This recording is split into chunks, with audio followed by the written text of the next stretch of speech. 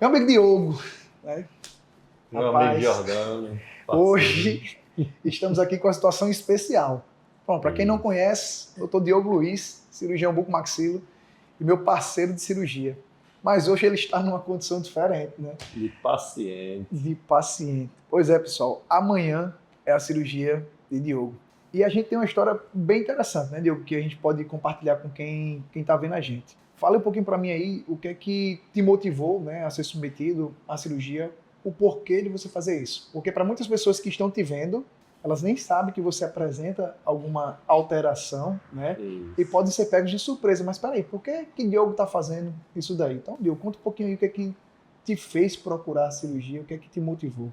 Então, a princípio eu pensei, eu ventilei em fazer a cirurgia ortognática há muito tempo atrás por questões estéticas, né? Eu, como profissional da área, eu reconheço que eu tenho uma mandíbula diminuída e isso me causa um transtorno, não digo um transtorno, mas é Um algo, incômodo. é um incômodo, algo que eu gostaria de melhorar em mim. E por este motivo eu sempre usei barba, né? Desde A 2013. barba é a maquiagem do homem. É, Isso. pessoal, agora vê isso daí. Desde 2013 que eu não tiro a barba. 2013, bicho? 2013. Eu só tirei assim algumas vezes para algum procedimento, né? Para o planejamento e teve outra situação que eu nunca tirei. Então eu uso a barba por este motivo, principalmente. Então assim, essa seria a questão estética. Mais de um certo tempo para cá, eu comecei a apresentar sintomas de noites de sono mal dormida, né? Durante o dia eu me sentia sonolento, e aí foi aparecendo alguns sinais, alguns sintomas, e eu fui investigar e descobri que estou sofrendo de apneia obstrutiva do sono. Já tem algo em volta de 2 anos que eu venho sentindo essa necessidade, e agora chegou o momento de unir meu desejo estético Com uma função. com uma função que é ter Isso, até a melhor qualidade de isso vida. aí é uma coisa bem interessante, porque muitas vezes a cirurgia ortognática puramente estética, ela pode ser não tão interessante porque o paciente se preocupa muito sobre a questão do pós-operatório, tudo isso. Mas quando a gente tem algo funcional, que realmente tem levado isso daí a sua vida ficar um pouco mais difícil, eu acredito que esse foi um ponto realmente decisivo, né, amigo? Exatamente.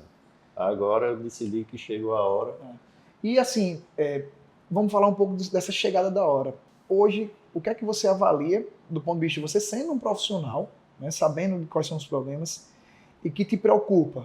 A gente já conversou sobre isso. Por exemplo, a sua pressão, como é que tá? Isso. Eu decidi realmente corrigir essa etapa da minha vida nesse momento, porque eu estou preocupado com o futuro, né? O que isso pode me ocasionar. Então hoje eu já me considero um paciente hipertenso, porque eu senti alguns sintomas de hipertensão, comecei a acompanhar isso, a ferir minha pressão diariamente, e hoje é uma média de 16 por 10. E isso porque você é um paciente que é atleta, que cuida da alimentação, que não tem nada de comportamentos que venham a atrapalhar. Exatamente, nenhuma alteração sistêmica. E a questão também que tem te incomodado muito, que você me falou, é a questão do ronco, né? Então, assim, isso daí como é que tem sido no dia a dia? Você realmente tem percebido que tem piorado com o passar do tempo? Pronto, em relação à apneia, o que eu sinto é acordar várias vezes durante a noite, né? Eu acordo com o meu ronco e muitas vezes eu acordo por falta de ar, por parar de respirar mesmo, né? Então aí, por vários episódios desses durante a noite, me traz como consequência um dia improdutivo, um dia que eu estou mais cansado, um dia que eu estou mais sonolento, e isso é o que vem me preocupando. Dificulta até no meu trabalho, na minha vida de atividade física, e eu espero que com a ortognática, confio muito que tudo isso vai melhorar. Certeza. Então, assim, é interessante porque a gente teve a oportunidade, no caso de Diogo, avaliar ele do ponto de vista de exames complementares, que realmente mostravam um nível de obstrução da via aérea dele muito significativo. A gente viu isso de forma dinâmica, através de uma nasovideofibroscopia e também através da análise da tomografia computadorizada. Então a gente viu que existe um estreitamento muito significativo. E Diogo, isso aí é uma questão multifatorial. Quando ele era jovem, apesar de ter essa mesma condição, isso não tinha problema, né? Mas chegando agora nesse momento de vida de Diogo, né, que já está com a idade não tão jovem, não é mais um adolescente, né, um paciente adulto, essas questões começaram a atrapalhar ele. Porque a gente conversou sobre isso, Diogo, né? A sua ortodontia, ela foi feita numa época diferente, né? E aí foi baseado em muitas extrações, né, Diogo? Então fala um pouquinho como é que foi a ortodontia da época. Então, eu fiz 2 ortodontias, né? Eu fiz uma ortodontia antes de entrar na faculdade, na época de estudante, ensino médio, e eu não tinha conhecimento nenhum sobre odontologia, né? Fiz uma ortodontia, passei na faculdade, não dei continuidade, até porque minha faculdade foi fora, não dei continuidade ao tratamento. E aí, ao terminar a faculdade, quando eu voltei para Natal, eu iniciei uma nova ortodontia.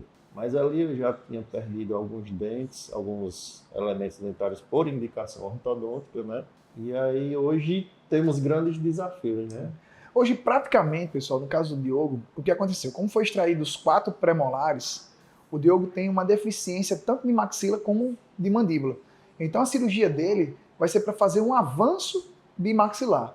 Nesse avanço bimaxilar, a gente vai também corrigir um pouco da face curta. Então, a exposição do incisivo do Diogo, principalmente quando ele sorri, ela não está adequada e vai sofrer ajustes por isso. Então, é uma cirurgia que vai meio que compensar aquilo que foi retirado, que foi justamente a extração dos premolares. E aí, o que acontece? Vai ser interessante porque a gente vai poder acompanhar de perto como é que vai ser a recuperação do Diogo, como é que vai ser o papel, agora ele cirurgião e paciente, de trazer para quem tem curiosidade, para quem quer saber como é que é o pós-operatório, como é que é realmente o dia a dia do paciente da cirurgia ortognática. E quero deixar aqui mais uma vez o agradecimento ao meu amigo Diogo por justamente confiar em mim, a gente fazer um procedimento como esse, que é um procedimento que requer muito cuidado, e esse cuidado que eu tenho com os meus pacientes vai ser refletido também para Diogo, que já opera junto há alguns anos, e que dessa vez agora a gente inverte um pouco os papéis e ele agora vai estar na mesa de cirurgia. Meu amigo, eu desejo de coração que realmente sua cirurgia seja um sucesso e eu não tenho dúvidas disso. Obrigado, meu amigo. Eu também não tenho dúvida que eu estou em boas mãos. E aí, pessoal, vocês vão acompanhar nesse vídeo como é que vai ser a recuperação do Diogo com o passar do tempo aí. Espero que vocês gostem. E a gente vai mostrar o passo a passo. Agora a gente vai trazer para vocês uma visão profissional de como o paciente se comporta em um pós-operatório da cirurgia ortognática. Verdade. E agora, pessoal, a gente dá um corte no vídeo para fazer um papo de cirurgião para cirurgião. Então, tecnicamente, como é que vai ser a cirurgia do Diogo? A cirurgia do Diogo envolve a técnica de cirurgia ortognática minimamente invasiva, mas uma das coisas que a gente discute entre eu e ele é porque vai ser um grande avanço, né, amigo? Um grande avanço. Me fala como é que foi o nosso planejamento. Então, a princípio nós tivemos um planejamento. E aí eu me considero o paciente mais trabalhoso que Jordano já teve. Porque eu tenho minhas opiniões como cirurgião também e discuto com ele, né? A gente debate, conversa, mas graças a Deus a gente chegou num consenso. Porque é o seguinte, uma das grandes discussões é que os avanços maxilomandibular, para surtir efeito no tratamento da síndrome da apneia obstrutiva do sono, eles têm que ser de no mínimo 10 milímetros. Só que a minha preocupação com o Diogo é a seguinte, ele é um rapaz bonito, é um cara boa pinta, e fazer a cirurgia e não ficar um resultado legal também não dá. Então a gente, em conjunto, eu e ele, a gente planejou que a maxila dele vai avançar 8 milímetros e vai ter um reposicionamento inferior de 4 milímetros, apesar dele querer mais. No entanto, eu acredito que dessa forma a gente vai conseguir resolver, do ponto de vista funcional, bastante adequado, né? Trazer um avanço, principalmente na região que era maior nível de obstrução, que é na região da orofaringe. A videonasofibroscopia, ela conseguiu identificar nele que realmente o nível de obstrução nessa região posterior, atrás da maxila, é o mais intenso, né, amigo? Isso. Então ele vai ter esse avanço aí de maxila significativo. Agora, o avanço de mandíbula dele, do pogônio, que é essa parte aqui do mento, ela vai ser de 16 milímetros. Então, e aí a grande missão, né, desse planejamento da gente foi encontrar um equilíbrio que corrija a função e nos dê um padrão estético também satisfatório. E aí Diogo ele também tem uma outra queixa, que o ângulo da mandíbula dele era deficiente.